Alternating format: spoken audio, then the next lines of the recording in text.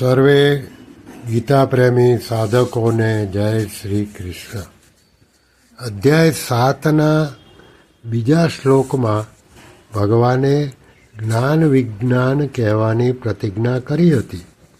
એ પ્રતિજ્ઞા અનુસાર શ્લોક 4 અને 5માં ભગવાન જ્ઞાન વિજ્ઞાન કહેવાનો આરંભ કરે છે. એમાં ભગવાને તેમની પરા અને અપરા પ્રકૃતિ વિશે વિસ્તારથી વાત કરી. આ અંગે પરમ શ્રદ્ધેય શ્રી રામસુખદાસજીએ એમની સાધક સંજીવની ગ્રંથમાં જે વિશેષ વાત કહી છે એ હવે આપણે જોઈએ. જેવી રીતે ગુરુ શિષ્યનો સંબંધ હોય છે તો એમાં ગુરુ શિષ્યને પોતાનો શિષ્ય માને છે, શિષ્ય ગુરુને પોતાના ગુરુ માને છે. આ રીતે ગુરુ અલગ છે અને શિષ્ય અલગ છે. અર્થાત એ બંનેની અલગ અલગ સત્તા દેખાય છે, પરંતુ એ બંનેના સંબંધથી એક ત્રીજી સત્તા પ્રતીત થવા લાગી જાય છે, જેને સંબંધની સત્તા કહે છે. એવી જ રીતે સાક્ષાત પરમાત્માના અંશ જીવે શરીર સંસારની સાથે પોતાનો સંબંધ બાંધી લીધો છે. આ સંબંધને કારણે એક ત્રીજી સત્તા પ્રતીત થવા લાગી જાય છે, જેને હુંપણું કહે છે. સંબંધની આ સત્તા હુંપણું કેવળ માની લીધેલી છે, વાસ્તવમાં છે નહીં. જીવ ભૂલથી આ માની લીધેલા સંબંધને સત્ય માની લે છે, અર્થાત એમાં સદભાવ કરી લે છે અને બંધાઈ જાય છે. આ રીતે જીવ સંસારથી નહીં, પરંતુ સંસાર સાથે માની લીધેલા સંબંધથી જ બંધાય છે.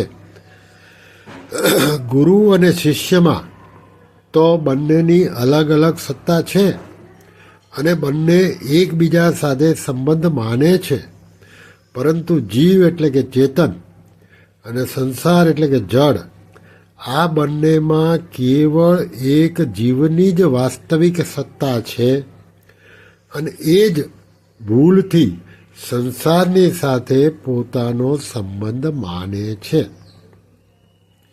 સંસાર પ્રતિક્ષણે નષ્ટ થઈ રહ્યો છે, આથી તેની સાથે માનેલો સંબંધ પણ પ્રતિક્ષણે આપમેળે નષ્ટ થઈ રહ્યું છે. એવું હોવા છતાં પણ જ્યાં સુધી સંસારથી સુખ પ્રતીત થાય છે ત્યાં સુધી તેની સાથે માનેલો સંબંધ સ્થાયી પ્રતીત થાય છે. તાત્પર્ય એ છે કે સંસાર સાથે માની લીધેલો સંબંધ સુખાસક્તિ ઉપર જ ટકેલો છે. સંસાર સાથે સુખાસક્તિપૂર્વક માની લીધેલા સંબંધને કારણે જ સંસાર અપ્રાપ્ત હોવા છતાં પણ પ્રાપ્ત અને પરમાત્મા પ્રાપ્ત હોવા છતાં પણ અપ્રાપ્ત પ્રતીત થઈ રહ્યા છે.